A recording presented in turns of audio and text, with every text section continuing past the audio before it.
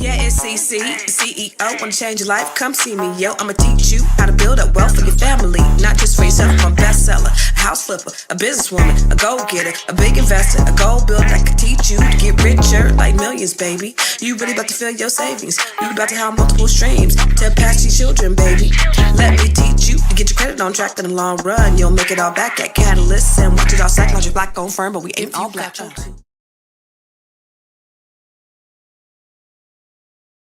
Everyone out there, what's up? What's up? Come on in, come on in. Welcome, welcome, welcome, friends. I should start dropping some bars because you know how you see how these rhymes just be coming to me. Come on in, welcome, friends. Come on in. What's up? It's your girl Constance Carter, and this is the Grow Your Money podcast. I'm so happy that you guys are here. Look I see you guys was already in the waiting room waiting on us. You guys ready to engage and have this conversation. You know we love it when you talk back to us and talk black to us. So as always, every single day, this is a dialogue, y'all. This is not a monologue. So I seen the comments before we even came live. So thank you. You guys were waiting on the show. Thank you. Continue to engage because we love it when you engage. We're going to shout you out. We're going to answer your questions. We're going to talk back to you and talk black to you as well. Every time we come here every day on the Grow Your Money podcast, we're always trying to figure out ways that we can help you. Everything that we do, regardless of what's going on in the world, we're going to angle in a way that it benefits or it helps or it informs who? Black people, because we love you. And, there are so many things. There's everything, and honestly, to be honest with you, I kind of get tired of talking about what's going on political, but there's so much that happens every single day that it's like, okay, we got to talk about this because we need to talk about how this is going to help or hurt us as a people. And so, if you have anything to add to the conversation, chime in, put your information in the comments. We love that. So the first thing is, where are you watching from? We know we have people that watch from all over the world. So put in the comments where you're watching from. Are you watching from Canada? Canada's out there, standing Canada's ground. Are you watching from overseas, maybe in Europe or Africa, Zimbabwe or South Africa? Put it in the comments. Are you watching from California or the DMV or Chicago? Where are you watching from? So we want to shout you out. That's the first thing. Second, every time we come live, I need you to text my name, Constance, to 87948. Text Constance to 87948 if you want to get notified for when we come live every single day, Monday through Friday, 5 days a week, 8 a.m. Pacific, 11 a.m. Eastern. Okay. So make sure you text Constance to 87948. All right. And finally, if you have a product or service, because like I said, we come here to talk to you about things that really, really matter for us Black people. And the thing at the end of the day, it's going to be important that we create our own opportunities. The only way we're going to make it as a people is if we support Black-owned businesses, if we practice collective economics like every other people do. You know what's funny? And I want you guys to go over here. Go to my. It's so funny how when we talk about uplifting Black folks, white people get mad for some reason. It's crazy. It's so crazy. You know how I'm doing the Black History videos every day. So, I always have trolls on YouTube on my page. They talk because it's easy for them to talk mess because, YouTube is pretty much anonymous. But even on my Facebook page, like my business page, the Constance Carter business page, I did a video yesterday. And some white person got on there and was like, you shouldn't say Black history. You should say American, and white people are the ones who freed the slaves and Black people were the real slave owners. And it's so funny. It's like every time we try to uplift ourselves against your oppressiveness, white people get mad and white fragility happens. And I love to see it. I really don't try to address the craziness that I see out there just because I don't try to give it a whole lot of energy, because it's like you can drop facts, statistics, show people exactly what's going on. But when they have a certain opinion about who they are and who you are, nothing will ever change. So I don't even waste my time typically with that kind of thing. Lyndon B. Johnson said, if you could take the lowest white man and convince him that he's better than the best Black man, he won't even know that you pick in his pockets. He'll give him somebody to look down on, and he will give you everything he owns. So, white supremacy has done a really good job of making people who won't benefit from practices that that the powers that be that have to vote against their own best interest just because they don't want you to have it, Black people. That's how they are. That's the unfortunate part. But I do want to shout you out. So I said all that around about a way to say that put your product, your business, and your service in the comments, because we want to be able to shout you out. We want to be able to talk back to you and talk Black to you. We want to be able to promote your business. Wait, go back to that one. Franchise owner of British Swim School of North Bay. Okay, Sharonda, where is that at? What's your website? How do they get in contact with you? I want to know. So we want to put your information out there so people can know. Yes. Thank you. I see Dimitri O'More in Stockton. Janelle said, I think people just really want to get away from this administration. It's better to leave them in hell. So that's what we're going to talk about. We're going to talk about the idea of 40,000 people taking this buyout, which I was actually rather surprised when I saw it, because I didn't know if people was going to fall for the okie doke, because there's so many variables to this. You know, just think about this. You wake up and you get a pink slip saying that your job is over. This federal job, this good out here, they call it a GGJ, a good government job. Your good government, you've gotten a notice from your good government job that it's no longer secure. Not because of budget cuts though, but because of the influence of one man, Elon Musk. So over 40,000 federal employees just took a buyout. And what does that break down to Black people? What does it mean for them? And most importantly, for you? Okay. So I want to talk about that. I want to talk about the Elon Musk Act that was proposed by the Democrats. I want to talk about how to be insulated from all that. But before we get into the discussion, I want to bring my girl, my homie, my partner in crime, Miss Tiara. You ready, Tiara?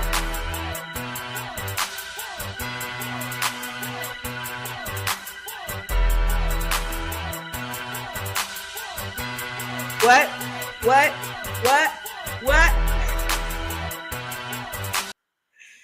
Because Tiara ain't never scared. Tiara ain't never scared. I can't even hear you, T. You ain't never scared. What's up, T? Oh, man. I was in that. I was in Yes. that. She said, I ain't never scared. Hey. What? What's up, T? I had to play that song because I'm loving that skull cap you got on there. You had to come it's you had to come bring it.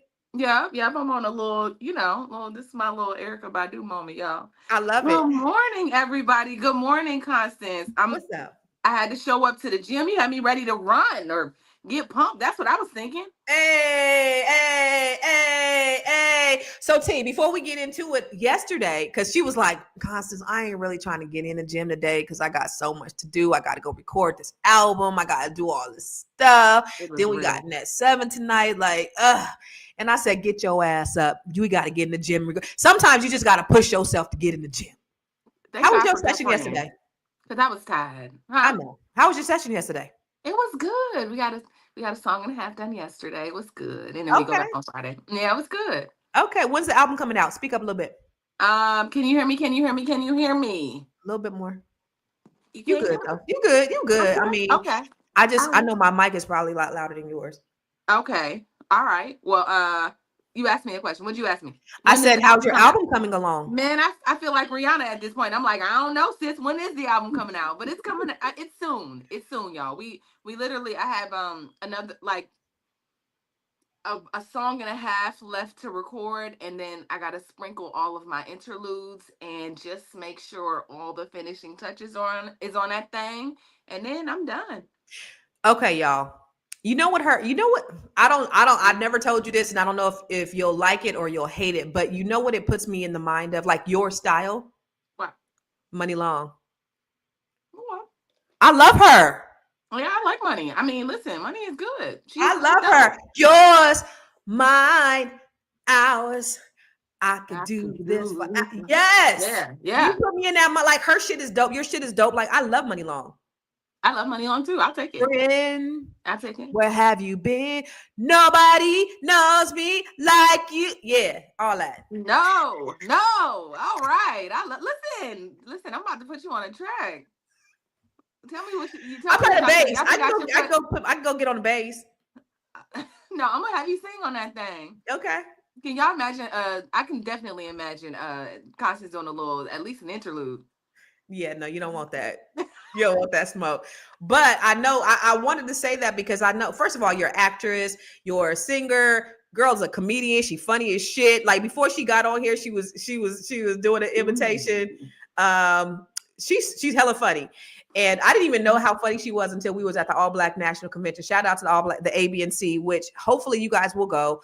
We're gonna be there in August. Also, y'all, if you guys are in Miami, that's it. No, it's in August now, babe. Oh, they changed the time. We in October no more? No, we're in August this year. Are we in August then? Let's go. Yeah, Okay. yeah, Okay. yeah. And then next month, where we gonna be? In Miami. We're For going to Miami for a millionaire training. so we're gonna be in Miami for a millionaire training. What date is that?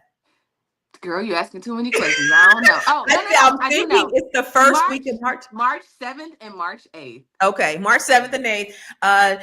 You'll see Tiara and I and Dr. Boyce Watkins in Miami for the millionaire boot camp, millionaire training or something like that. So we're gonna be out there. I'm gonna be talking about I'm gonna be talking about how to grow your money and not blow your money. I'm gonna So be talking about how to tell your story and sell your story. And tell your story. Tell your story and sell your story. That's right. That's right. Bow. Yes, you need to get up there. Get out to the millionaire training on March 7th and 8th. Come see us in person so you can holler at us and you can, yeah. So, Tiara. Yes. When I woke up this morning, or maybe it was last night, when did I send you? I think it was this morning. When I woke up this morning and I saw that 40,000 people had taken this buyout, I was surprised because I'm like, it made me think, okay, folks is falling for the okie doke. People falling for the okie doke. And so I was really shocked. What did you think when you saw that 40,000 people? And let me just tell you guys, I'm in the DMV. And most of the people out here work for the government. Most of the people, they got these GPJs, these good government jobs. And on average, Tiara, the average, what they make, let me show you this slide. The average income out here is pretty good. No, not too many people out here. And I'm gonna tell you, they don't make under six figures. So there are 2.2 million civilian federal employees. Most of them live right here in the DMV where I'm at. So that means 2%. So with that many employees, 40,000 people taking the package, that means almost 2% of them. That's almost 2% of the workforce. So if we break it down into Black people, there 18% of the federal employees are Black. That means about 7,200 of the employees that are taking the buyout are Black. Okay, the average age of the federal employees here are about 47 years old. So they've been in these jobs for like 20 plus years. Yeah. And the average salary is $91,000 per year. So that's pretty good. Like I said, a lot of people here, nobody really makes under a six-figure salary. Everybody's living good. They doing good. They eating good. They driving these good cars, these nice cars. They live in these big houses. But what is that? What does that mean? And why would they take that? Why would they take it? Yeah, I mean, well, we know why they want to take it. Shrinking the government.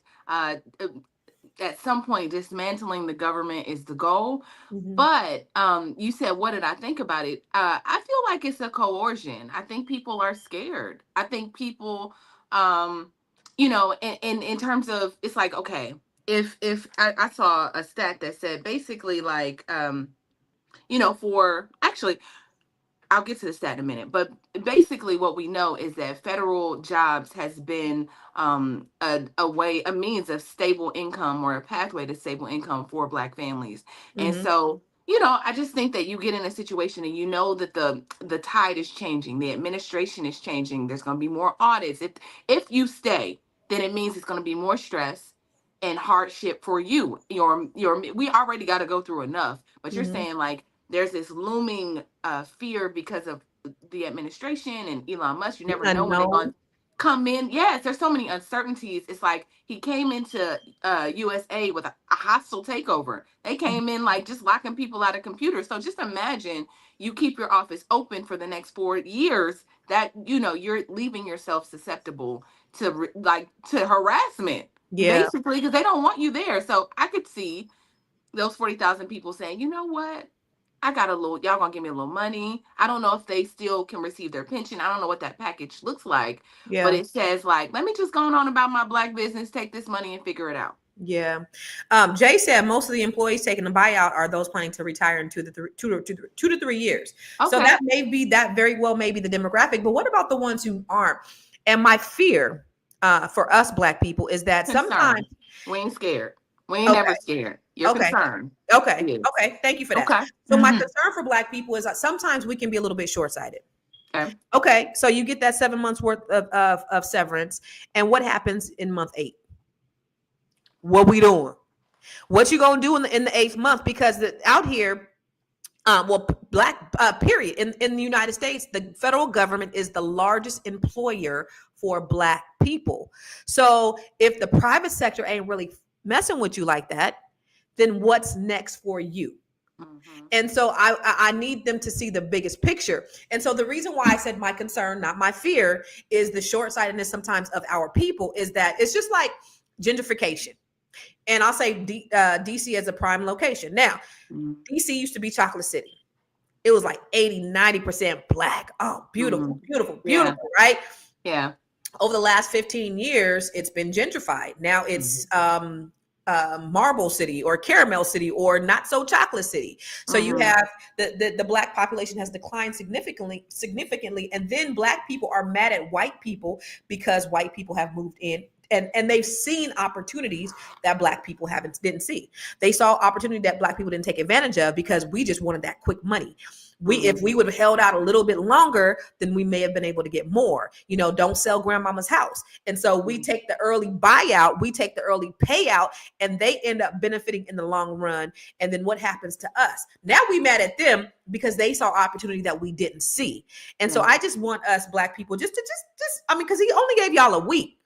So you 40,000 people really making that kind of life-changing decision in 1 week. That's huge. Yeah. That's my concern is the short-sightedness. Yeah.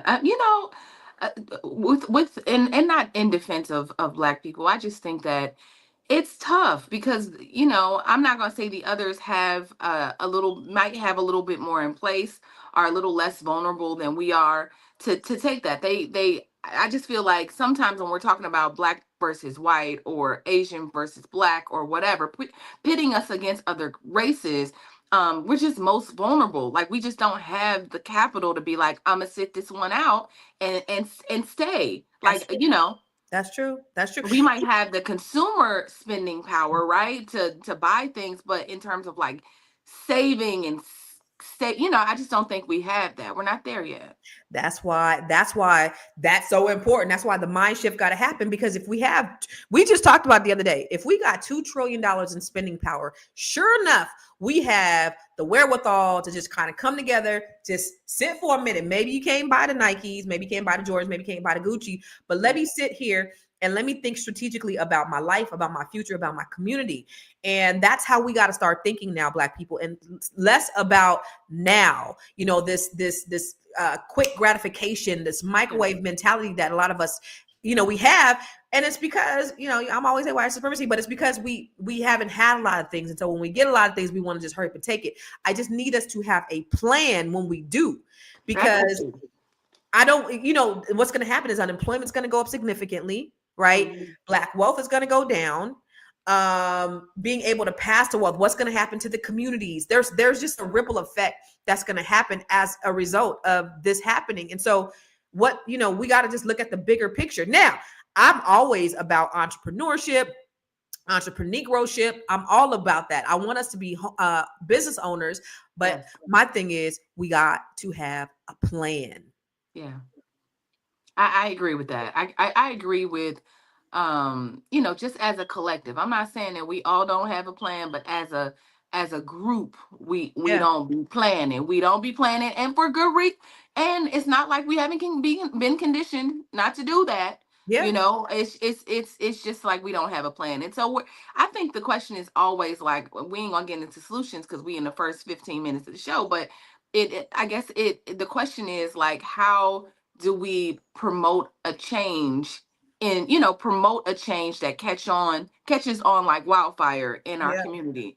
How do you get that Kamala web, what they got on Zoom. How do you get 40,000 black people on a Zoom call How do to you get raise money? information? Like, how do you do that? Yeah, You know? yeah, yeah.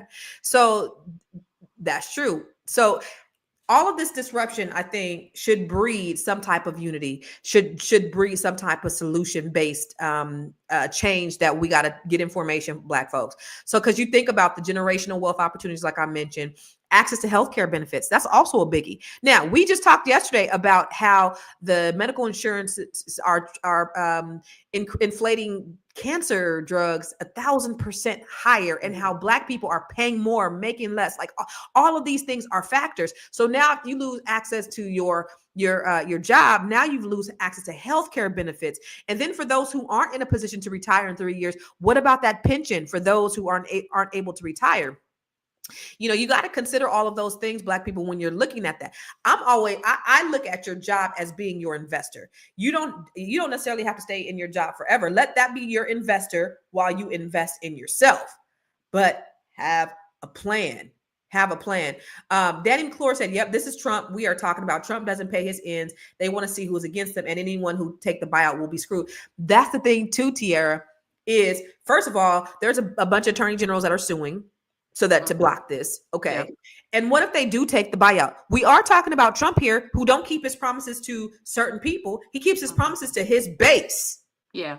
But once they get out, remember, this is the same man who filed bankruptcy, who didn't pay people, who worked at his casinos, who discriminated against people who lived in his houses. Like, when it comes to people of a certain demographic, he's not paying his bill. He's not coming through. He's not following through. He's following through for the Proud Boys. He's following through for his white billionaire cronies and buddies, but not following through for the regular people. So say these people take the buyout, and I don't know what their legal ramifications are, but say they do, and then they decide, oh, we don't have enough money in the budget. Sorry, and we've already cut your job. Then what recourse do they have then? I don't trust Trump. No. I mean, you guys, somebody elected this person as the president, right? Supposedly, allegedly. Somebody, so it's like we brought a felon into, to run the country. And so you hire a criminal, a criminal's going to do criminal things. Like, he's gonna do that. That's what he's gonna do. Yeah. You walk like a duck, talk like a duck. It is a duck. Like, he's gonna do his thing. And so I'm not surprised. Somebody told me, why do you expect a liar to do anything other than what a liar does? That's it. Like why are you expecting anything else? He's shown us who he is. Like, he came in like gangsters. Was it you yesterday that was saying that they used to call themselves like a mafia? Or is that Marlo? Must have been Marlo. Yeah, Marlo was just saying they had like named themselves, like these billionaires had named themselves like the mafia, the Dons, and all of that. It's like, literally, if that's the way that they're approaching, these billionaires are called, literally have this like little cute, it's like when you get with your friends, like, we the boys, they're the mafia, right? And so if you think about it, that's really not funny. That's not, and they said it jokingly. I guess Elon has said it jokingly, like, Zuckerberg's the blah blah blah and he's the Don and I'm the, it's like, what? That's the way that they run in the country. These are the people that are running the country. Wow. So I just think that's interesting. It is. And you was it Steve Bannon? Do you know Steve Bannon and Elon Musk was beefing? Mm-hmm. And I wish I would have brought up that article. I actually wanted to talk about that. There's a Steve Bannon and Elon Musk beef. That Steve Bannon is like, you're not, they're both vying for Trump's, and Steve Bannon has been a staunch racist that was on Trump's team. And so now there's that inner fighting. So, I think, so I think this is sort of an indicator of us seeing what's going to that's getting ready to implode inside this whole administration. And Black people, let's sit back and watch them do what they do. Let's watch the implosion happen while insulating ourselves. The Democrats have enacted a Elon Musk Act. Have you seen that? I have not seen that, but they was on the internet cussing the other day. I said, yes, they bad. Girl, the Elon Musk Act. So basically the Elon Musk Act, they even got a whole acronym, sis. Look. Oh. Eliminating looting of our nation, mitigating unethical state kleptocracy. Ooh, what's kleptocracy? I ain't never used that word I'm before. assuming Let that me it means Google something it. that has to do with being a klepto, like stealing. Oh, like a kleptomania. Okay, hold on. Yeah, Kleptocracy. Is that a yeah, word? yeah, They yeah, just made that up. yeah. No, I Ooh, don't know. I don't know. I think it's a word. But okay. what they're saying is that Elon Musk is getting billions of dollars in federal contracts. Why does he then have access to all of this, the federal information? So what they want is for government officials or people who are affiliated with the government to not get those same subsidies. So that's going to actually impact him and his business. This is No. Congress is introducing this bill for him to secure future government contracts because it is a conflict of interest. Yeah, absolutely. He has SpaceX, Tesla, Starlink, Neuralink, and the Boring Company, and they all hold billions of dollars in the government contract. So how it affects his business is SpaceX, they could lose key defense and NASA contracts. Okay, Tesla risks losing the clean air and the renewable energy subsidies, and then Starlink, I guess they're military, so there's a threat for them to lose military and rural broadband contracts. Yeah. And then the Boring Company and Neuralink limited opportunities for federal funded infrastructure and research. So billions of dollars that this man gets in federal contracts. What they're saying is that we want to prevent him from being able to, because it's a clear conflict of interest. This man has now access to all of his competitors who got the contracts. I can look in there and I can see what's going on, and I can make sure that my company is getting the lion's share of these. That is just crazy. And then Tiara, and I wish I would have did the video. I wish I did the video if I thought about it. In Congress yesterday, they moved to have him come and testify so they can question him. And the Republicans blocked it. And there was one Democrat who's from the Silicon Valley, who is a friend of Elon Musk, who didn't show up for the vote. So they're saying, oh, let me read you this. Wait, because I know I did screenshot it. It was this is not government decorum. So Kana he's a Democrat, Democrat representative from the Silicon Valley, and he's a friend of Elon Musk. And he's saying that he didn't know that they were having the vote. But if he did, he would have voted against him. And you know what Elon's response to him? This is his homeboy. His response to him was on his Twitter, "Don't be a dick."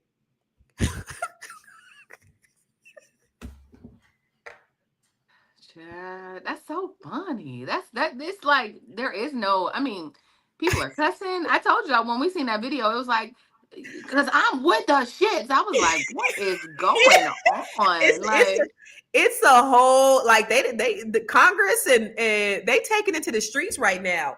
But is ghetto, y'all. America is ghetto. And you think about it. I seen a picture of Putin. He just sitting back and looking. Because he's like, everything is going according to plan. I don't have to attack America militarily. Just put some people in place to make it implode from the inside. You think about that. Think about that. Like, what's really going on? What's really going on? Sophia said, the Proud Boys can't use the name anymore because that black church they vandalized owns their trademark. And that's actually I saw that.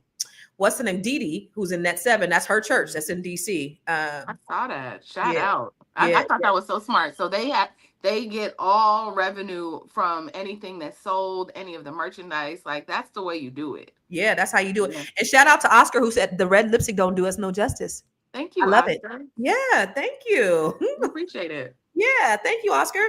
Anyway. You know what? You want to know what the theory of kleptocracy is? Tell me. Kleptocracy is one of the most notorious types. Oh, it's a word. Wait. It's a word. So it's really a word. Yeah, it's a thing. All right. Kleptocracy is one of the most notorious types of non-democratic regimes. And the ruler in these regimes take advantage of their control over the state and over the state apparatuses and resources to extend their various personal, economic, and political interests, leading to a severe violation of human rights and underdevelopment in, I don't know what the rest says because it cuts off, but that's good. That is exactly what that is. So they want to eliminate looting of our nation, mitigating unethical state kleptocracy. Yeah, that's That what's was a happening.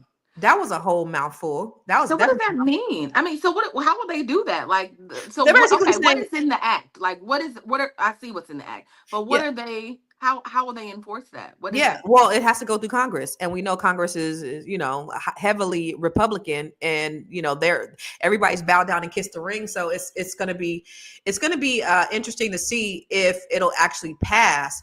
But even with the federal funds, all that stuff has to go through Congress, them approving the buyouts, the payouts. Like Mhm. it still has to go through. So they're going to figure out a way to siphon. They're trying to figure out a way. And are they doing this through the U.S. Treasury? You got to ask that question. Is that Yeah. why they got the data from the U.S. Treasury so that they could loot the U.S. Treasury so they could pay these civilians for the buy? And there's so many questions that we have. But I also was told that I seen on a video Moya sent me, and the guy was saying they're just doing a whole bunch of stuff to distract us. Yep. So what's really what are they really doing? Yeah. What's really going on behind the scenes? Because if they can keep us all talking about all this shit that they doing every single day at Rapid Fire, what's really going on? Yeah. Yeah. The chaos is obviously, it's so interesting because I saw something else that just, and I've been saying this ever since. We should have a government that is transparent, right? Mhm. And I'm not saying that there has been transparency with the Democrats, because I don't believe at this point either party has done us justice. Let me just put that out there like that. Yep. I wasn't pro Kamala, even though I did vote for Kamala. I wasn't I was like, let's see what you do, sis. Do Mhm. it, sis. Whatever you're Mhm. gonna do. Mhm. But I do feel like democracy is something that should not happen in the shadows. Mhm. It's not happening in secrecy. So if you don't know what's going on, likely it's corrupt. Mhm. Again, there are corrupt people running the country. Yeah. So it's gonna be more. Now they just gangster about it. Like, we want to take over. We don't care if funding is already approved by Congress. Get that shit out of here. Like, everything's like, get We'll that shit get out of here. Whatever y'all food. was doing, we don't give a fuck. Yeah, we'll Get out get. of here. Like, That's how the can thing. you do that? You can't, but you Yeah. can, But clearly. so the thing about it is, like you said, Tiara, we know that the government has been corrupt since the inception of this country. There's no doubt about it. We know that the Democrats never forget fuck about black people. The thing that I can't even say I respect it, but the thing I can respect No, about Donald Trump is he has a base, and he says that this is what I'm gonna do for y'all. And then guess what? He gets up on there and he does it. he The doesn't. Democrats He ain't have been did it. pandering to black people for years. They say what they're going to do and they never do it. It's like that daddy, that absentee daddy that say he gonna come pick you up, and you out there on the curb waiting for him, just waiting for daddy, and he never shows up. That's what the Democratic Party does to black people, is they always making these promises, but they never deliver. And True. now we mad, but I mean, but then the other thing, on the other hand, What does he you do? know, What did he do for his base, though? Tell me what, outside of what's already been done, because Donald Trump is the one. I sent you a video that said, like, or Dr. Fauci was like, I just knew I was dealing with a different human being oh, I didn't see when, that. What do you say? I sent it to you. So he was at a press conference, and I don't mean to interrupt you, but he was at a No, press no. conference talking about how you should swallow bleach or whatever it was during COVID. Yeah, yeah, yeah. And he said he called him to the office after that, and he was like, basically, like, I knew it wasn't true, but did you see these ratings? You see the ratings? Like, they were through the roof. Yes. Wait. Go back. I need you to say that Yes. again. So Donald Yes. Trump told them to swallow bleach so he can get ratings. Yeah, right. So when Fauci walked into the office and was like, I thought we were going to have a little briefing, like telling him not to do that. And he was like, it doesn't matter. Do you see the ratings? And I was thinking, he still thinks that he's He's on on The the Apprentice, right? He still thinks that he said, but what about the ratings? The ratings are through the roof. He said, so I knew then that it didn't matter what he said. He was just trying to be provocative. Y'all, I tell y'all every day, I worked on The Apprentice. That y'all have an actor as your president, a person that cares about ratings, and is still at Mark Burnett. Like, What are we going to do for the ratings? I got to be provocative for the ratings to get attention. Attention is best. Y'all, this is who running y'all country. Anyway, go ahead. So what is he No. doing? But like recite, because you said the other day, like nothing really happened. He's just going to countries saying like, I want y'all to do this, and they're giving him What they're already doing. already been doing anyway, and he's like, great, I did it. Carry on, like. Because you sent me that. So let me. I'm gonna read that thing that you sent me. Where's your text? So here's what these far right wing people are saying, that all of the accomplishments that Donald Trump has done. Mexico caved, Panama caved, Colombia caved, Venezuela caved, Canada is panicking, mass deportations, hostages are home, DEI programs ended, bureaucracy slashed, FBI purges are underway, U.S. aid funding canceled, gender ideology eliminated, Doge already saved billions, 51 intel agents lost clearance, border crossings dropped by 93%, reservoirs filled up in California. No, they didn't, by the way. Go ahead. Just to name a few. So they are really drinking the Kool-Aid. And if you go to these other countries, what they're saying is, yeah, what do you say? We're making Mexico put 10,000 troops at the border. Well, they already had 15. So, okay, we'll just pull our 5,000 back. Yes, Donald Trump, we're going to put 10,000 troops. Now we don't have to, this less money for us. Yes. See, victory. All that it just has to look like a win is something that he can report to his base and say, look what I've done for you. Look what I've done for America. I'm the best U.S. president that's ever existed. That's all that he cares about. And so, there don't have to be a plan. That's my concern. If we're getting back to the federal workers, it's like you're taking people out, right? 40,000 people are leaving, which leaves a shit show for the rest of the people that decided to stay. So people will be grossly overworked if you think about it. Like, what is that going to mean? How do you put those people back in place unless there's a plan to dismantle the government and let them run it and let them do it? Now, the reality is there does need to be a government overhaul. And, when was that ever going to happen if things were run in a traditional manner?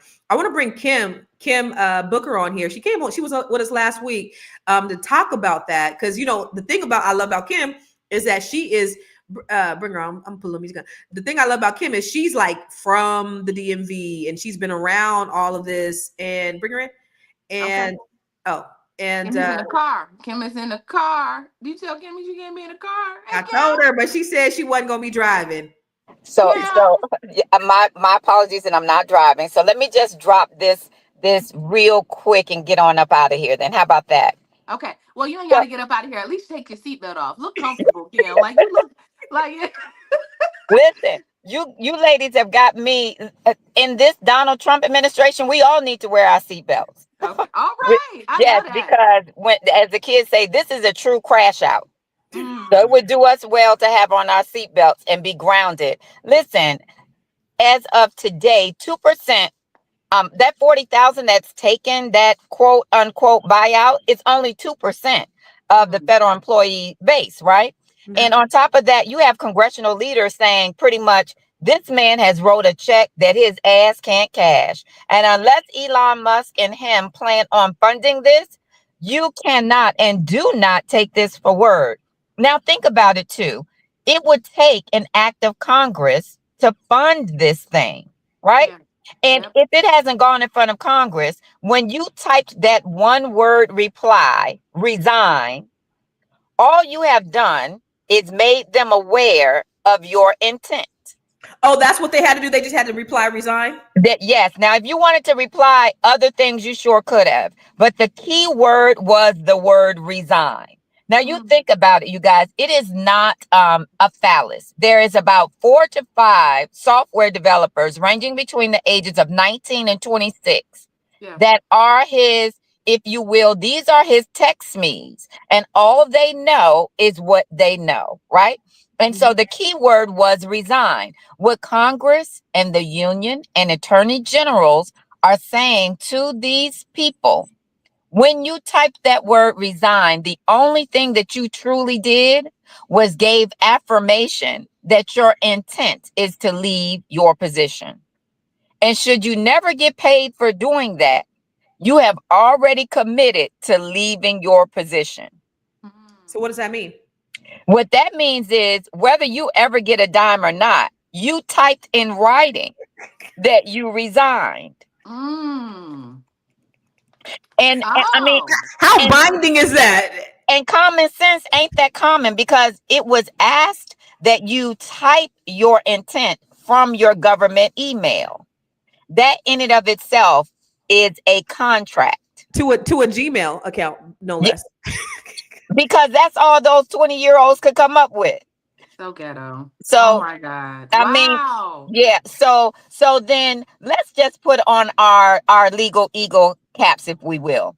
Who of us would respond to something as important in our lives as our employment with a one-word response to a Gmail account? Who? Raise your hand. Raise your hand. It was, listen, I'm saying it was AI. I'm like, that wasn't me. I didn't do it. Somebody hacked me.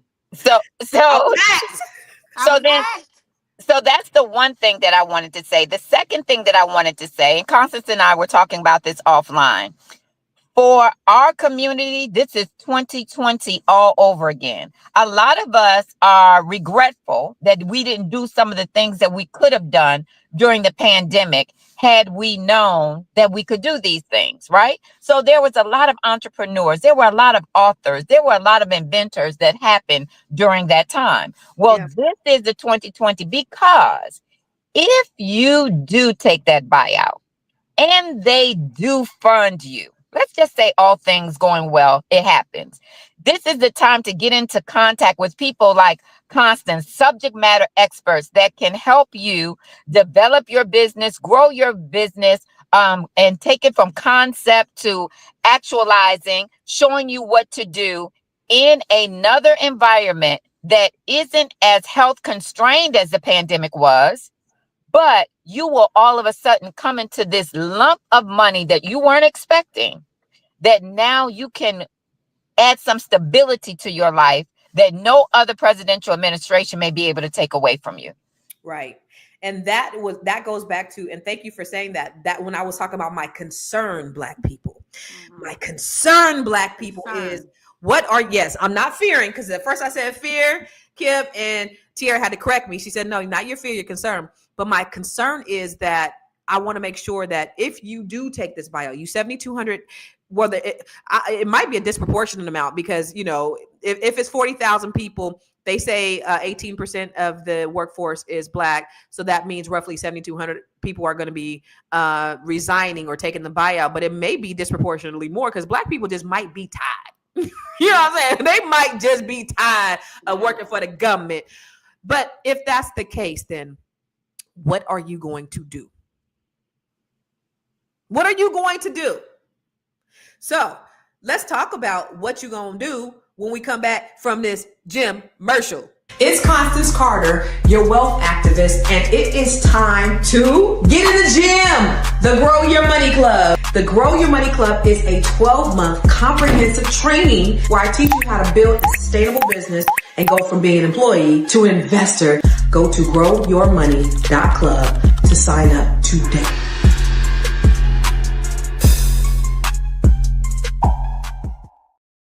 Well, that's one thing that you can do is you can go to Grow Your Money Club.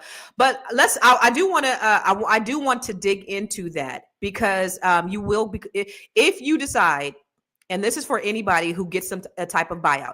One of the things when I first got my real estate license, I was fortunate. I was in the Silicon Valley, and I was working for Silicon Valley companies, and I was in the IT field. I was an information technology analyst. And so I had gotten laid off from Cisco Systems, and I had only like a 3-month severance package. And I was already in the process of getting my real estate license. I don't know if you know, but if you get a severance package, if you get laid off, you also are entitled to unemployment as well. So I have my unemployment, I have my severance, and I had me. I said, this is do or die. I was like, I could fail. When I first started, I was embarrassed because shit happened, right? I'm driving my Ford Windstar minivan. I got my clients in the car, and it's raggedy as shit. And I'm hungry because that's all I had. All I had was me to try to figure out how I could make this happen in spite of all this stuff. The severance package was running out. I knew unemployment only lasted for so long. So I had to invest in myself. So I'm driving my minivan, and I was afraid that the door was going to fly open when I with my clients in the car. Guess what? The door flew open. And I was mortified. And my minivan was raggedy, but it was do or die for me. So when we're looking at, going into this, there might be situations where you have fear. You may fail the first time, because I failed. I ended up filing bankruptcy. You might get embarrassed, but if you do this, you have to go all in. Yeah. You have to be willing to go all in. There are no plan Bs. You got this money.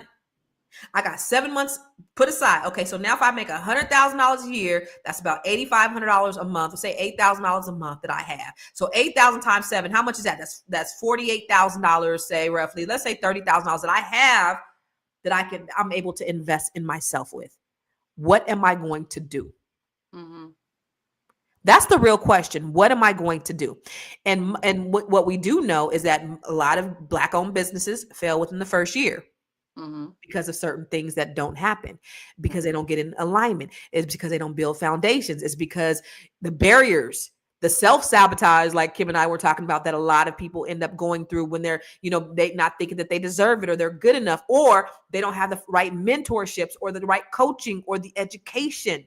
Like starting a business isn't just about you having the best fried chicken on the south side of the DC, right? And Southeast DC. It's about knowing how to start a business around that fried chicken place, knowing how to market it, knowing how to sell, knowing how to, like, all the things that come along with the business. You got to invest in that piece too, Black people. So if you decide, listen, I'm going to go all in and take a risk. Strategy. You got to have some strategy. Gotta have some strategy. Yeah. What you Don't think? jump in. Don't jump in that 12 to 18 months, right? Because we talked about it the other day on the show, Constance, where, that first 12 to 18 months, 80% of those businesses, those Black businesses fail. So you want to don't spend all your money. Yeah. Not you just to throw it out thinking you could do it on your own. Because a lot of times we just run, we bootstrap. We just be like, I got this idea. Even if you ain't wrote all the idea down, you don't know the pros and cons. You haven't done any type of assessment. Right. You want to make sure you're covered with people that have. You're right. Mm-hmm.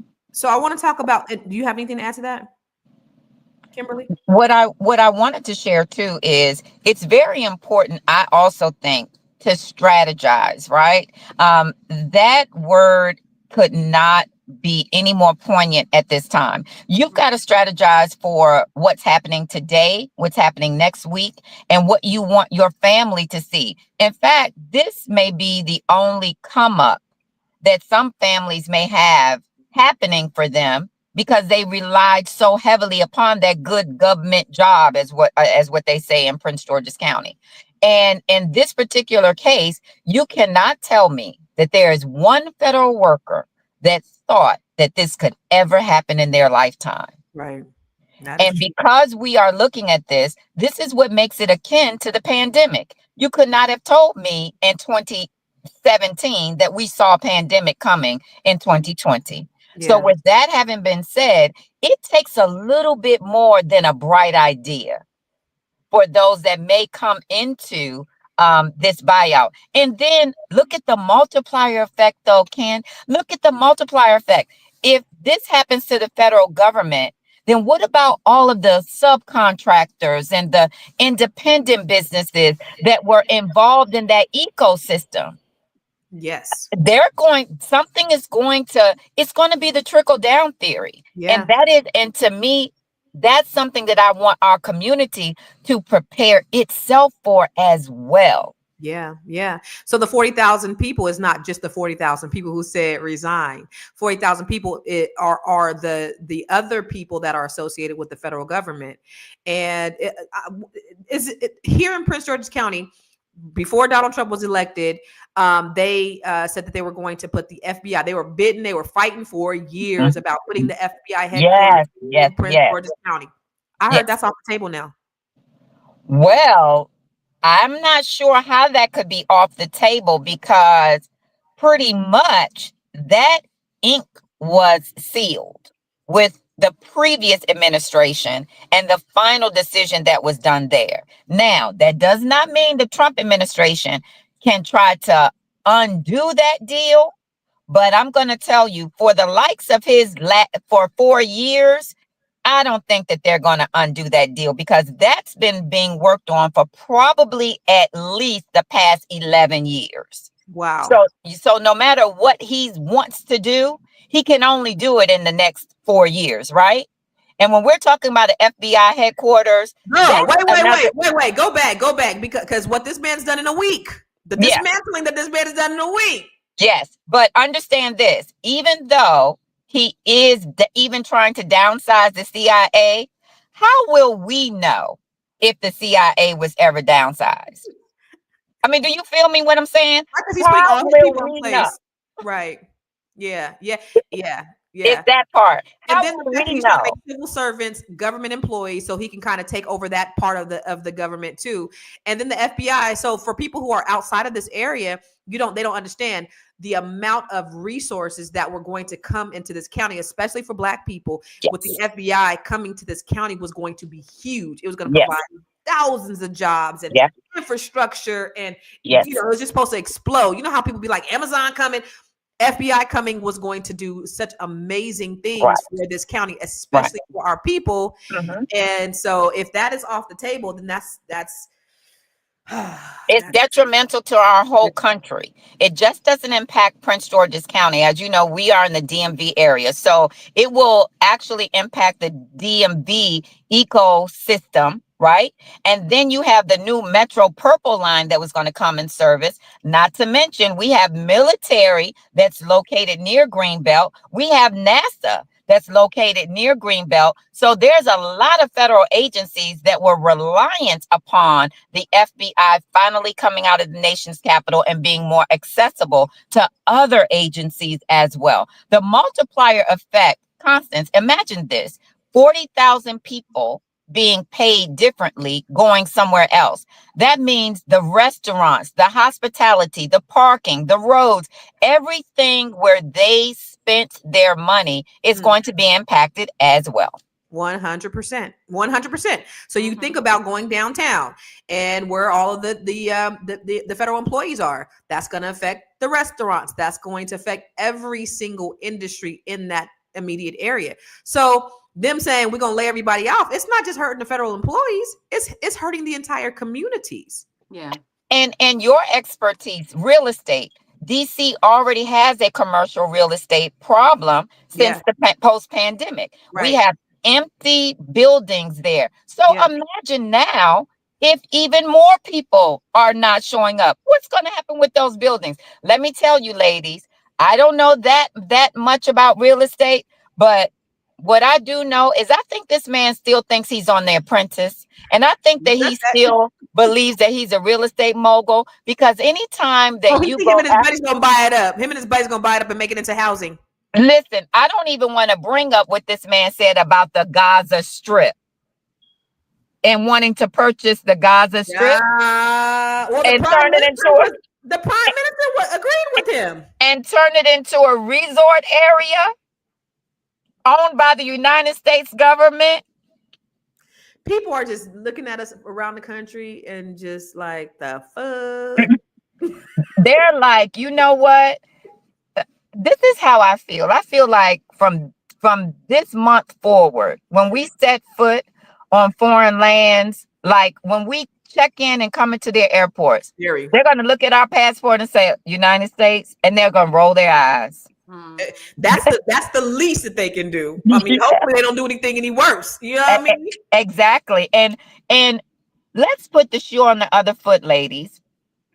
If you were Canada and you were facing these exorbitant tariffs, why wouldn't you charge a surcharge for every American citizen that crossed your border to make up for it? I mean, if you hustling, why would Canada hustle backwards? They say, okay, no problem. For every one of your citizens that want to come here, they'll pay an extra $100 per citizen. Why not? Why not? See, the problem is when you have this drunk this power drunk politician who just wants to be right, because as we know, he really didn't make any real changes. He just wanted to look like or appear. We know that Elon Musk threatens national security, because you think about this too. If all of these jobs go away, and if he loses these contracts, then now he's a government official. Now he's going to rely on foreign aid to come and help him build his companies, which is also a problem, because remember, that's the reason why him and what's the other guy who's supposed to be on Doge? He wants it's actually Steve Bannon. Steve Bannon was mad because Elon Musk wants to bring more visa employees over to the country, and Steve Bannon wants to keep it white. He don't want these foreigners over here doing this work. But it does speak to, and I've always been saying this for years, it speaks to the national security when we're not educating our children on STEM, on engineering, and all this stuff. Like, I'm from the Silicon Valley. When I would go to work at Cisco Systems, everybody in that mug was not from this country. No one was from the country. Right. What does that do for our national security? So you exacerbate that with all the things that are coming in place, people losing their jobs. Now we have these foreigners coming in, doing a lot of the jobs of the American people. What are then going to happen to the American people? What kind of class are they creating by virtue of everything that's going on politically? So, Queens, I do want to say this, right? When we think about the future, it's almost like we can't take these emotions that we have today into the future, because it's sad, right? It's sad, it's frustrating and such. But I see in the comments where someone commented, we are a superpower together. Someone else commented, this could be good for us. Without strategy, without the proper bedrock, without the proper tool to sustain ourselves, this is a very vulnerable time for people of color. And we've got to me, we have to put some differences aside so that we could strategize, and we could now begin to build the educational system that we want to see, the socioeconomic system that we demand to see, the health system that we demand to see. By and large, this may be a time that we could possibly be heard, more so than any other time. But it is a matter of how do we amplify our voices for that to occur. I think it's time for us to talk to ourselves.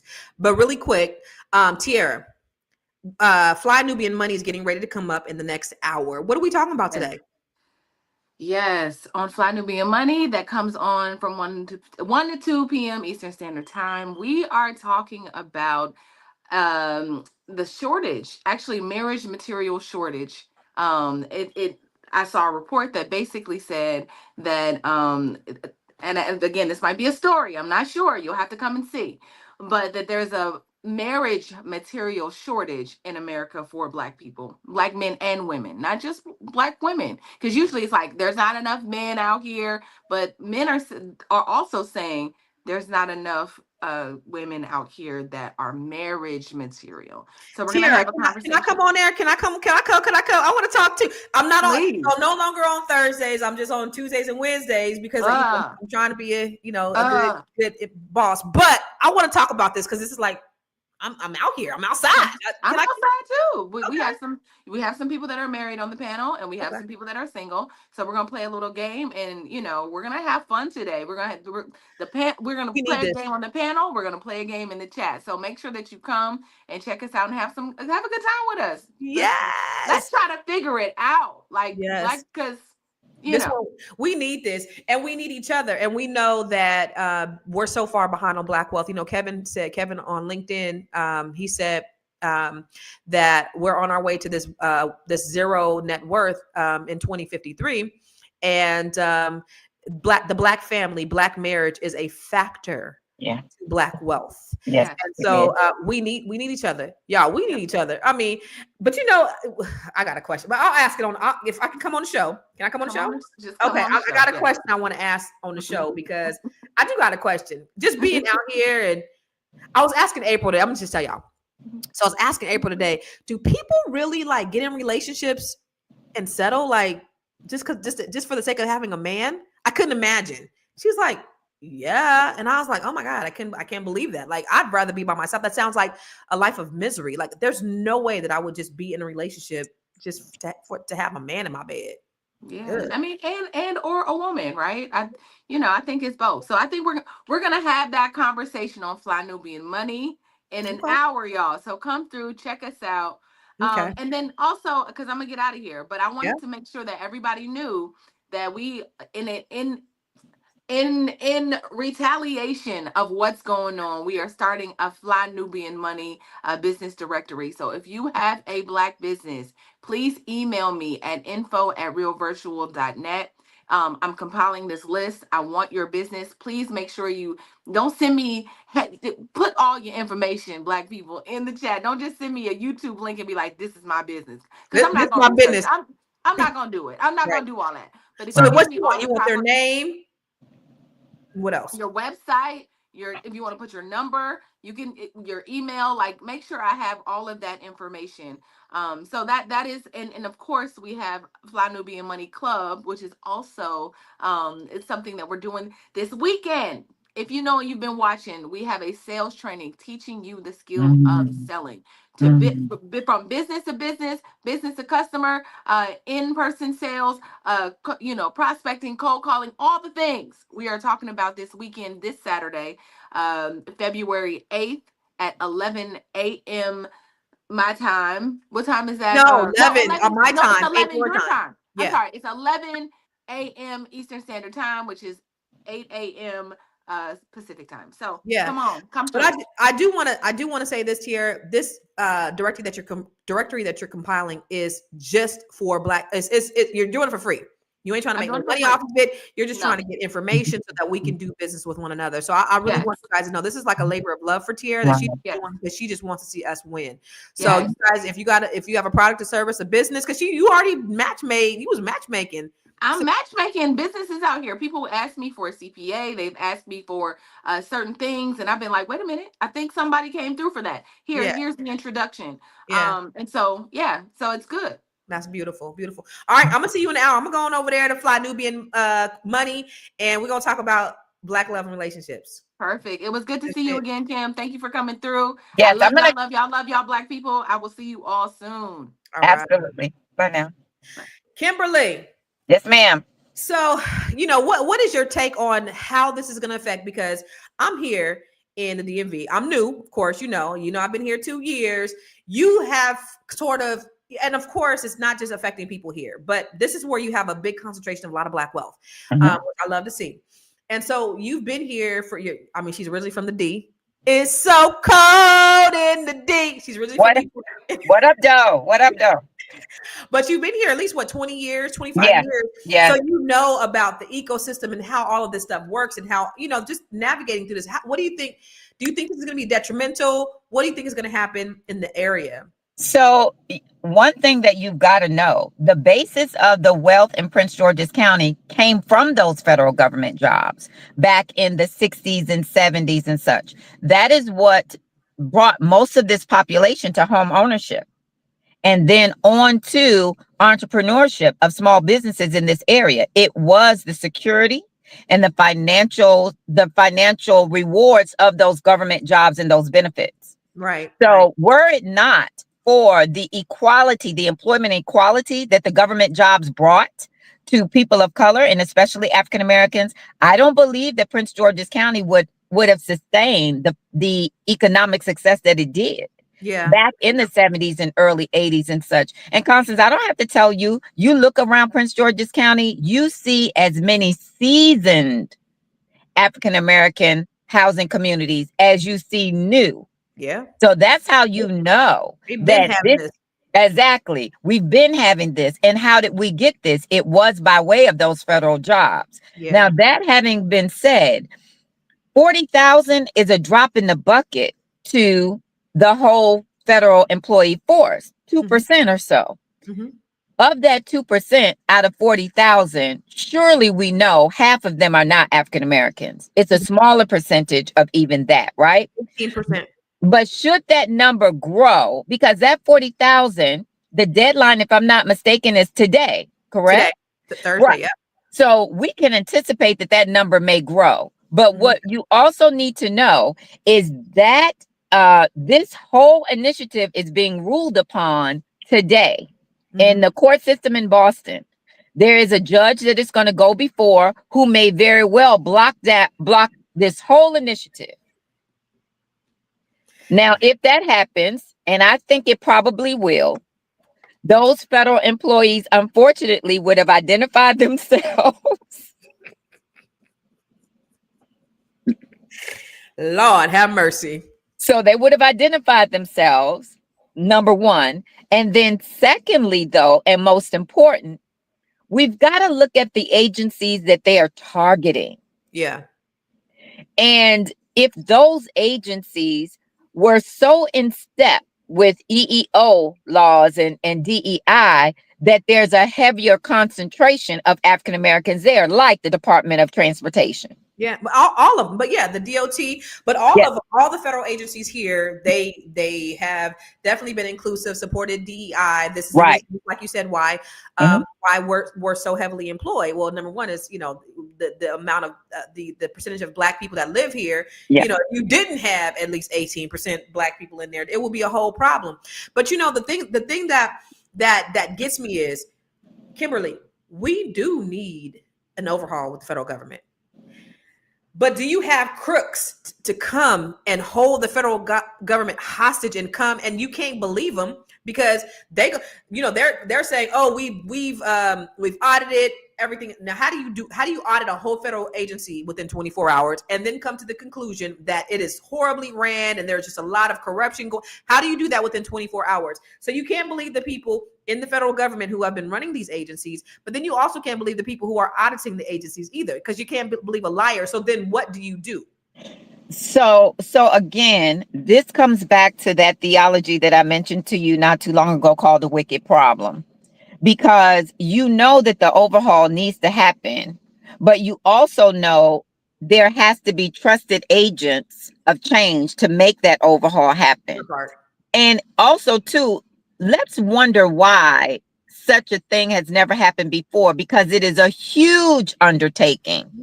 And it will probably take more than 2 presidential 4-year terms for that thing to occur. The Constitution was written 300 years ago. And so, Constance, to your point, there are experts, there are pundits. This is not a job for one oligarch to attempt to do.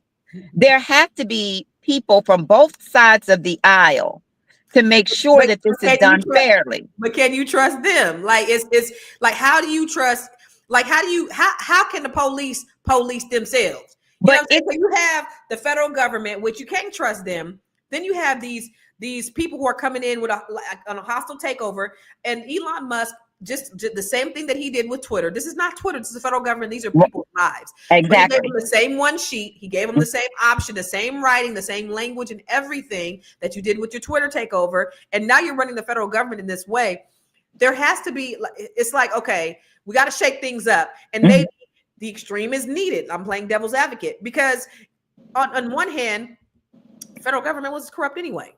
Everything's just swept under the rug, but then you can't let these motherfuckers do it. So who is trustworthy enough to actually do this? Like, I don't think that there's one person that's trustworthy enough. I think that this has to be a group effort. It has to be a bipartisan effort.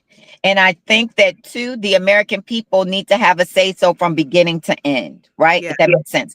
And for my druthers, I don't want the ringleader to be someone that wasn't even born here. Number one. Number two, who is a staunch racist and was a benefactor of a racist system in South Africa. Absolutely. Generationally. Yes. Whose father was a part of the structured system of apartheid in South Africa and gained his wealth that way. This motherfucker said he had so much money he couldn't even close the safes. Listen, so to me, those are the people that we don't want to have a say-so, because those are not the people that are mutually aligned with the core of our population here in the United States anyway. Right. So that's number one. And that's why I said that it probably needs to be a bipartisan, diverse group of people from all different kinds of backgrounds with all different types of fields of expertise, with standing to receive no financial gain. Right. And not related to anything that would amount to financial gain. Not just financial gain and currency, but financial gain and influence, power, legacy, right? Right. Right. That they're just good people with good knowledge to do a good thing. Right. And not 20-year-old boys who still, get hard on when the wind blows. Like, why are these people that are in charge of, auditing the federal government? And then you have Elon Musk, who is a benefactor of government contracts. Why does he have access to this information, this private and sensitive information against his competitors? That's the reason why they got did you see that, the Elon Musk Act? Yeah, absolutely. And not only that, though, Congress asked for Elon Musk to come in front of them yesterday. And the Republican Party refused to vote positively on that request. Yes. So there's that. So what happened was, so let me just tell you, what happened was there was one Democrat that didn't vote. He was from the Silicon Valley and he was a friend of Elon Musk. He conveniently didn't show up for the vote. Oh, I wasn't notified, but everybody's saying you were notified. Well, if I was notified and I voted, I would have voted, like my partners. You know what Elon Musk's response to him was? Don't be a dick. So to me, it's America's government system is ghetto. Yeah, it is.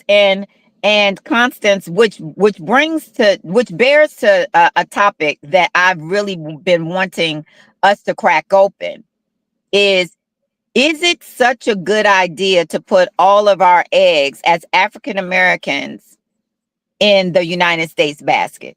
No. And I know we're going to talk about this in the future, but more and more you could see the best, the brightest, those that really have their fingers on the pulse of the future for African Americans as far as the financial world is concerned. They are moving out of the United States. They're seeking dual citizenship. They are finding ways, not just for themselves, but for those of us who want to invest in, to do things outside of the United States. And I think that's very important. And it certainly bears to bring to surface for further discussion. Ghana's not looking too bad for your girl.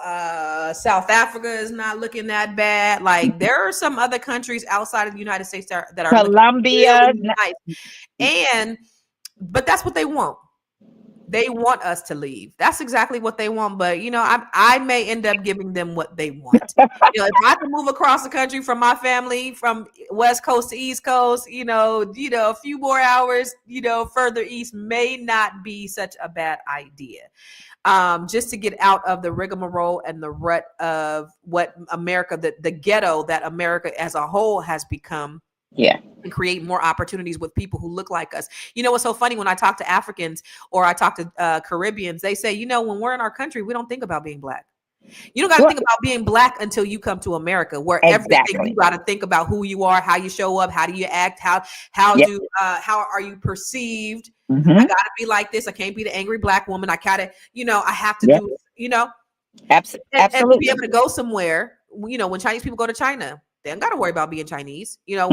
When white people go to Russia, they don't think about, even here, white people don't think about being white here in America, but Black people, that's, and James Baldwin said to be Black in America and relatively conscious is to be in a rage all times. At all times. Absolutely. So when you understand what's really going on beneath the surface and all of the things that they are doing intentionally to destroy your Black ass, it's frustrating, and you are in a rage at all times because you see all of the inequities and the atrocities that happen to us all the time. But Kim, we can't take control from here, from this point. We can't take control. So even people who, whether they are, you said we can't put all of our eggs in one basket. We can't, and you were talking about just being here in America, but we can't put our eggs in all in one basket, just being employed by the federal government or by Absolutely. a private sector company or by anyone or anything that controls your destiny, your finances, your future. We have to be removed from that. Ecclesiastes 11:2 says you have to have 7, no 8. First it says 7, then it said 8 revenue streams in case a disaster strikes the land. So us having all of our eggs in one basket, looking at the federal government, what are we going to do? I need them to pay my bills. We got to look at other resources, Black people. We're going to have to start looking outside of them giving us jobs, giving us money, worried about, now we want to go to the NAACP because Microsoft don't got a DEI and Meta don't got DEI. No, we got to start doing for ourselves. Absolutely. Creating Absolutely. businesses. Absolutely. Working for ourselves, working with each other. It's important. I think that this is going to be the bloodline for the African American community. Just like there's some of us that said, okay, so now I'm eating healthy, I'm eating green, I'm eating organic. I think that this is going to be the very beginning of us believing in our own powers, whether they're financial, education, the sharing of knowledge, the sharing of technology. I think that that's what this stands to be. And if we had to get quote unquote scared into it, then so be it. Then so be it. Right. If our very foundation had to get shook, then so be it. If the pandemic didn't teach us enough, then here we have a presidential administration that's saying with every day, not every month, with every day, I'm coming after an agency. I'm coming after a group. I'm coming after a segment. When I say that if this isn't a wake-up call, this is the wake-up call of all wake-up calls. You know why, Constance? Because every time we turn on the TV or we turn on the radio, it's been something new. It's like shock and awe. Shock and awe. Shock and awe every day. It's overload. It's sensory overload. Like you wake up, you're like, oh, what's going on with this bullshit today? And who said that? They said the golden age. E. Steiger said the golden age is 2025. I believe 2025 is the year for Black people of the Great Awakening. I do believe, y'all. They said in 2053, which is 20 years, less than 18, is 18 years from now, that our net worth is going to be a zero based upon our spending today. As of 2025, we have $2 trillion in spending power. And we're consumers. We're just consumption. We're not investors. So we have to change the way we think about how we're spending our dollars, who we're spending our dollars with. We have $2 trillion, 2% is spent with Black-owned businesses. Imagine if 10% was spent with Black-owned businesses. 6 hours is spent in our communities.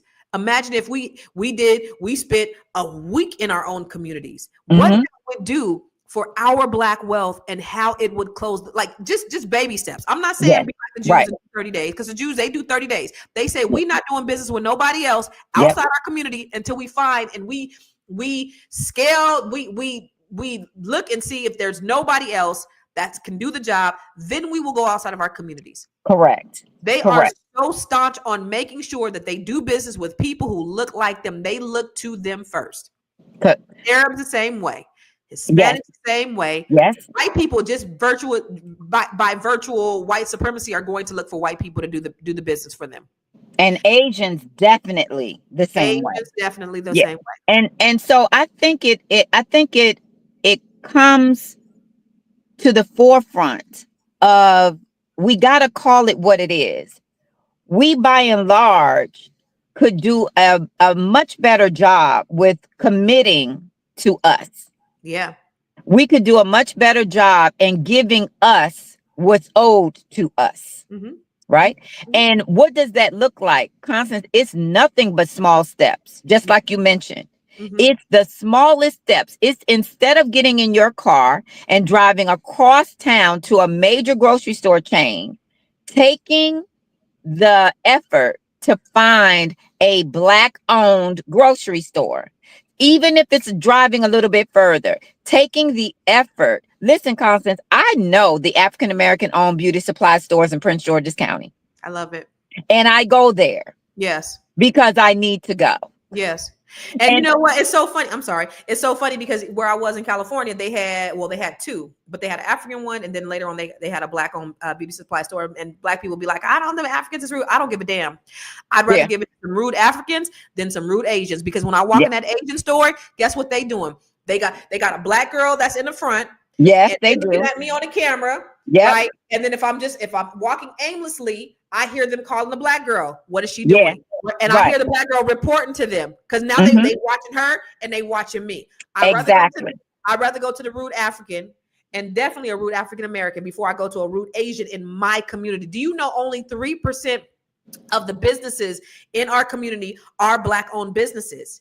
But if you go to an Arab community, you're gonna have Arab businesses. You go to Asian community, you're gonna have Asian businesses. You go to white Absolutely. community, you're gonna have. But when you come to our communities, you Yeah. have everybody else except for us. And then they will disguise their business, because the Asian beauty supply place is called Ebony Beauty Supply. Like, Yeah. Yeah. oh, it's black. No. No, they're trying to be clever. Uh-huh. And I know that, Constance, you remember there was a time when they never had black employees. Yeah. And it's almost like they got together and had a conference and said, okay, so this is what you got to do now. Yes. You got to put now black they know. faces. Yeah. Yeah. Put black faces in front so that you could really watch them on camera, because you can't watch them and follow them around Yeah. and not have them steal from you at the same time. So let the black young people talk to them, engage them while you're watching the surveillance camera. That's the trend now. That's But what I do is I call them out on it. I know. I will even go into their stores and I'll say, no, I don't want her to help me. I want you to help me. Yeah. For real. I want you to come from behind the counter and you show me. I don't want her to do it. She doesn't know what she. You did something at a store. What happened? Girl, it's no telling. You know, I have an adventure every time I go. I believe in this verse that Jay-Z used in one of his rap songs. He said something to the effect, sometimes foreigners act like they forgot how to act. Let me say that again. Foreigners act like they forgot how to act. And I remind them that if you believe the hype and how you need to come here and treat African Americans, let me let you know how you're not about to get my green dollar. Yes. Unless you treat me with some respect. And if you give me too much agitation, I'm going to ask to see your business license. Right. And you give me too much agitation past that, I want to, not only do I want to see it, I want to know who granted it and when was it granted and when are you up for when does this business license expire? Yeah, I'm going to go into all of that. I went into a situation with one business only to find that their business license was expired. The people that they had working there were not citizens, did not have work visas, and I took it for all I could. Ooh. And all this was behind a broken phone case. Now you got an ice. Now you got an ice. You got an ice situation because you decided to be rude, to be nasty, and to treat me less than how I deserve to be treated. Now you got ICE. Now you got the FBI. Now you got come on. Because you thought she was better than somebody black. Because you came here with the preconceived notion that you don't have to treat African Americans with dignity and respect. Someone told you that in some back alley meeting at some conference or on some investment conference call. Yeah. No, it doesn't work for me, and it doesn't work for my kids. They've seen me do it. And guess what? I don't even do it as an angry black woman. Yeah. I do it as the very educated, give me all the information that I need. I'll see you again. Yeah, absolutely. Absolutely. That's how we do it. Dr. George Fraser said something. He said you would never see a black owner of a delicatessen restaurant in Chinatown. It just don't happen. But you will see them in our neighborhood selling to our people, selling our hair and treating us like shit. And so that's the reason. That's why I was saying that we have to, not only we have these online businesses, sure, but also we need to also have local brick and mortar businesses too. Now, I do understand everybody's not going to be a business owner, but if you have an idea, then why not? then why not go for it? Yes, we know most Black owned businesses. We do within the first 12 to 18 months, 80% of Black owned businesses fail. It's true. I failed at a business owner as a business owner, but I did what I had to do to keep going. And so that's what we got to do, Black people. If you fail one time, it's okay. You can get up and you can go again. Just because you failed twice, it doesn't matter. I failed and I filed bankruptcy. I've closed my business and I've reopened my business. I had to start. I went through a divorce. I went through a disaster that struck my land, that struck my world. I went through a divorce, lost over $1 million, had to restart, and that's okay. You have to be resilient in this day and time if you really want to close a wealth gap, if you want to change your community, if you want to change the legacy for your children. You have to be willing to take those risks, because you just might fail, Kim. You just might fail, and it's okay. But have the wherewithal to do it. And that's the reason why, for me, it's important. Like, they said in year 2053, our wealth is going to be at zero. I believe that they done fucked around and gave us the internet. We have more power in the palm of our hand with this than they had when they put the man on the moon. They didn't have this much technology when they put the man on the moon, and they were able to do that. What then can't we do? Right. Those barriers, the brick and mortar barriers, the white supremacist barriers, although they exist in a lot of corporate spaces, they are non-existent in a lot of digital spaces that you can create a business. You can start a business. Number one, you got to have good credit. You got to get your credit together, because you can use your credit as leverage to start your business. Let me tell you this. When I had my business, I was bootstrapping for years, right? I had to decide on if I was going to pay the rent or pay my mortgage. And a lot of times I didn't pay my mortgage, and I paid my rent because I had to bet on myself. The moment that I started using my credit as leverage to build my business, that's when I was able to scale my business. But a lot of Black people don't understand the importance of being able to scale your business by using other people's money. So I had to do that, but in order to use other people's money, you got to have good credit. So that's one thing. Black people, our credit on average is a 671, while everybody else is a 700. We got to get our credit scores up. That's number one. Number two, you got to really start investing in yourself. So that means take a class, take a training, get a mentor, get a coach, go to a conference, do a meetup, like just get enthralled in business. We have to change the dynamic, and we got to change the mindset. One of the things that you said when we were talking earlier, Kim, you said, there's a lot of self-sabotage that we have with Black people. Hi, Taylor. There's a lot of self-sabotage that we have as African Americans, based upon what we've told ourselves, what we sold ourselves, how we've been conditioned, whatever ego we have, the things that we have accepted and adopted for ourselves. Do you have to leave? Oh, do you want to say, oh? Yeah. You gotta leave? Yes. I did want to say this one last thing before I go. Constance, I think that leaders like you and people that have mentored you, and some of those in the financial world, educational world, just like we all came together for the Kamala Harris with that huge Zoom call. Yep. That was quick, down and dirty. We got objectives, we got missions, and we did it. We created all of that money and all of that awareness. Yeah. I believe that we need to take to Zoom regionally in our community, and we need to put together a strategy with funding that moves as quickly as that did. I love that. Maybe I'll start the Zoom call. Maybe I'll start the conversation. We'll see. And I think that those minds of like individuals like you and like Boyce and whether it's Al Sharpton, like all of those people that are either revered in our community or have been good trouble on the behalf of our community, we need to pull it together. And whatever we got to hash out, we need to hash it out. But we need to have a Zoom call. Maybe we'll call it African Americans for Resilience. Yeah. And how we're going to move forward. And thank you so very much for having me here. Yes. I got another meeting to go off to. I appreciate your audience and the comments that they're making in the chat. Wonderful comments in the chat. It is time for us to move forward. It is time for us to be resilient. Mobilize. We got over 1,000 people watching right now from different platforms, Kim. And I appreciate you coming on here. I'm going to give them my final thoughts, and then I got to jump off here and get on this other podcast. But thank you. Tell Taylor I said hello. What's up to the baby? Will do. All right. Thank you, Constance. And thank you to your audience. Have a good day. I appreciate you. y'all. So as I was saying, we have to be resilient as Black people. Emma said, I like that. Emma said more susus. I think that's great. Let me just tell you, I don't know if you know the story of Barry Gordy. Barry Gordy. I was in Detroit a few months ago. I was doing some training, and we went over to Motown. Did you know that the way Barry Gordy started Motown was sort of like a susu? So it's such a cool story because his parents had money. They were real estate, they were in insurance. His father owned a grocery store. Like, his parents were well off. And what they would do is they would put all their money in a pot, his family.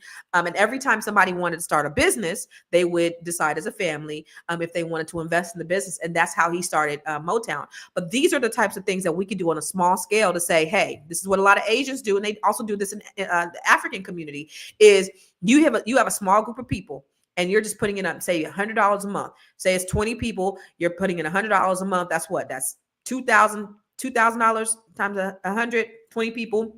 And you do that for 12 months. And you decide as a collective who's going to go out in their business, and what you guys are going to do and how much you're going to invest as a group. And then you push that person up. And then that person still continues to give back. And then you do the next one and the next one and the next one.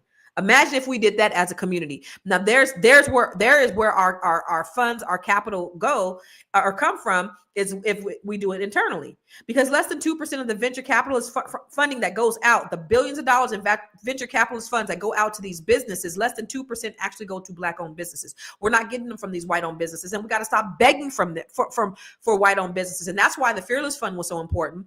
And Arian Simone, who's a friend of mine, that's why that was so important, was because less than 2% of Black people actually get this funding. We have something to address that. And now through the anti-DEI laws and anti-affirmative action, they don't want to have anything specifically for Black people or Black women, which is a crime, which is a shame. But you have all these companies that specifically will give funds to white-owned. 98% of them go to white-owned firms, and we can't even get a little 2%. You worried about our little 2% that we give into ourselves. So the susu idea is a great idea. The other thing somebody said is, Constance, I have a credit score of 750. Where can I find your training to leverage it to build my business? There's two things that I do. I have what's called the Net 7 Collective, and I see Precious Jewels, Jahari's on there. Kim is also part of the Net 7 Collective. Tiara is a part of the Net 7 Collective. I have women, and I changed it. I changed the whole dynamic of the program. It was a 12-week cohort where I would take Black women from all over the country through a 12 weeks of just showing them how to go from ideation to manifestation and helping them build their businesses, showing them how the techniques. But first thing I do is we have to get rid of the mindset. So we go through the mindset and the blocks and all the things that we've been told as a people of what we can't do, and break them all the way down to build them back up. And then we go through the steps of what they need to do to build their businesses. And so so what I've done is I've taken the 12-week off. Net 7 is for life. So for all the people who joined the Net 7 Collective, you are now in for life. It's not just 12 weeks, all of the ladies. So now we have a community of women, over 65 women who are in, maybe 80 women. I think about 80 women, 85 women who are in this collective that are from all walks of life, from all areas of the United States. They do everything from your employee to your person who's just starting their business, to doctors and lawyers and real estate agents and PhDs. It's just a plethora or a variety of Black women. And the common core, because we were going through our strengths last night, and the common core that I seen with the Black women that we have inside the Net 7 Collective is they were servers. They were servants. They were people who were encouragers. So the type of people that are in this group that I attract, that I'm helping, are not only people who want to help, who want to build for themselves, but they want to help other people. And so so if you are interested in being a part of that or seeing what that looks like, I do have the Net 7 Collective. You can go to Net 7 BBS, net7bbs.com and fill out a form just telling me a little bit about yourself. And I'm definitely down to help you. These Black women are dynamic. They are unicorns. They're different. And so if you are different, if you're maybe a person in your area that, like, the smartest person in your area, or you're that person that everybody comes to, or you have an idea that you just have not been able to seem to get off the ground, or you don't know what your purpose is and you really want to be in alignment with your purpose and you want to figure that out, That's what the Net 70 Collective is. That's what it's about. And oh my God, it's fuel. It's so much love. It's so much love. And it's so much positivity. Oh God, I get fuel every time we have our meetings on Wednesday nights. So there's that. But the other thing is, like I was saying, getting your credit together, start sacrificing. Start taking risks. Believe that you can do it. Here's the 4 keys to the broke code, or the 5 keys to the broke code. I wrote a book. Let me just tell you about this book real quick. It's called The Secret of Breaking the Broke Code. And this is not an advertisement of my book, but I will tell you this book is a dope ass book. When I wrote this in 2019, I think 2018, 2019, when I was going through my divorce, I was going through my therapy, right? And my therapist was like, Constance, she was like, I didn't tell her anything about it. I wrote a book. She said, I Googled you. And I was like, okay, that's what's up. And she said, I read your book. I said, which one? She said, The Secret to Breaking the Broke Code, because I have a bunch of books. And I said, okay, what'd you think? She said, I think you have all the answers in your book. Why are you coming to me? And I was like, what? Of course, when you're going through it, of course, you need your therapy. So she said, your assignment tonight is I want you to read your own book. And when I tell you, when I read this book, it changed my life. And I was like, shoot, I just forgot the principles in which I had already was living on, and that I knew to be true was right here inside the book that I had developed and I had created. And so anyway, the 5 principles about breaking the broke cycle and the broke code is B, you have to have the belief that you deserve it. Okay.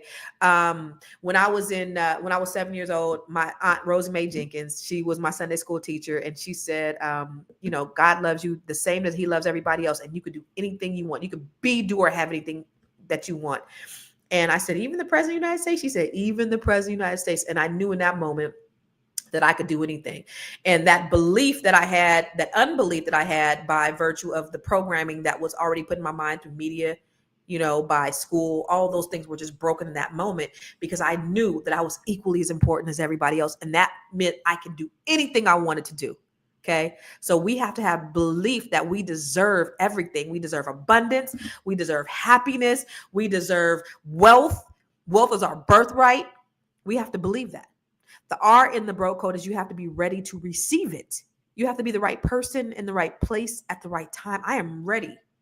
I'm ready for all God's blessings. I'm ready for the abundance, because I know that I deserve it. The O is being obsessed. You still have to work for it. You got to envelop yourself in whatever it is that you want to do. So if you want to start that business, go to school. You got to eat, breathe, drink. You got to be obsessed. Read Think and Grow Rich by Napoleon Hill. All the people that he interviewed, they were obsessed with their success. So you got to be obsessed about that thing. The K in the bro code is being knowledgeable. Get the training, go to workshops. Remember I said, go to meetups, read a book, get a mentor, get in a class, get coached, join Net 7 Collective, join the Grow Your Money Club, where it's not just for Black women, but it's for everybody. I'm going to take you from being an employee to an investor in 12 months. But you got to have the knowledge in order to do it. You got to know what you're doing. I've been going to training for the last 15 years. I invest in myself. And that's where the E comes in, the economical, the investing in yourself. You got to put out if you want to get back. There's a reaping and a sowing. So every time I sow, I believe that I'm going to get a return on my investment. You have to believe that you're going to get a return on your investment. So you got to put money out to get money back. You got to be willing to be economical and invest in yourself. That's the broke code. I'm going to get up off this broadcast. But I appreciate you all just joining me and understanding that I know that there's so much going on in the world. There's so many different variables, and there are a lot of questions, or a lot more questions than answers, but this is the time, Black people, that we need to mobilize more than any other time. This is the time that we need to get information. If we got to get on that Zoom call, like Kim said, there's something that we need to do, but it can start very small with you. So that's what I say. Let's get information. Let's start getting focused on the things that we need to focus on, so we can be insulated. So when all this shit go down, we are not affected. Okay. So that's what we need to do. Stop, and just like Emma said, stop begging these folks. Create and don't beg. So before we go, I want to head on out here with the Black History video of the day. Y'all ready? They don't teach you this in school, but let me put you up on it. Before slavery, Black people weren't just running around in huts. Nah, Africa was home to some of the most powerful empires, richest rulers, and greatest intellectual centers the world has ever seen. Let's talk about the real Africa before slavery. Africa wasn't just one place. It was a continent full of advanced civilizations. Let's start with the Mali Empire, home to Mansa Musa, the richest man in history. This brother was so wealthy that when he traveled to Egypt, he gave away so much gold that it crashed their entire economy for 10 years. And then we had the Songhai Empire, which controlled massive trade routes and had an organized government, tax systems, and military forces that rivaled Europe. And let's talk about Timbuktu, one of the greatest learning centers in the world. Before Europe even had universities on that level, Africans were studying mathematics, astronomy, medicine, and philosophy in massive libraries and schools. The University of Sankore in Timbuktu had tens of thousands of books. Some are the oldest books in the world. And let's be clear, Africa was a global trade powerhouse. West African kingdoms traded gold, ivory, spices, textiles, and even advanced weaponry with Europe, the Middle East, and Asia. African artisans were masters of bronze, gold, and terracotta, creating sculptures and jewelry that are now in museums around the world. And when it comes to technology, Africans were smelting iron, forging steel, and engineering irrigation systems before most parts of the world. So why don't they teach us this? Because if they did, we wouldn't grow up thinking our history started with slavery. Black people weren't just victims. We were architects, we were warriors, scholars, and kings and queens. Africa was thriving long before European colonization. It's time to rewrite the narrative, y'all. Black history didn't start in chains, it started in greatness. So drop a black fist in the comments if you're claiming your history and share this to make sure that the truth gets told.